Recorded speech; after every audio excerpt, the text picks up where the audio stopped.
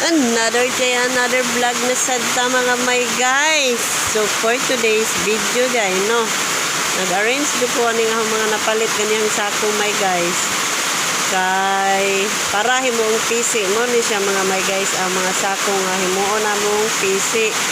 Nya tagsa-tagsaon na po nila unya og kanang tabas-tabas himay-himay mga may guys. So, ara gadyong paningkamot mga may guys, aron naman gadyong makabili ng bigas at saka ulam at saka siyempre sa pang-araw-araw na pangangailangan natin. Hindi naman tayo mabubuhay nang walang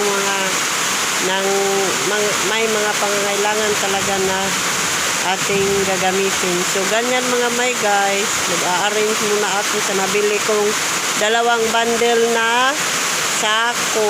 Ganyan. So salamat mga may guys for watching. At salamat din sa mga nag-subscribe sa mga video ko, nanood ng video ko. Marami pong salamat sa inyo. Sana hindi kayong magsawa manood sa mga video ko kahit hindi naman ako marunong mag-cellphone. Nag-try lang ako na ganito. Nag-try lang ako, hindi nga ako marunong mag-edit-edit eh.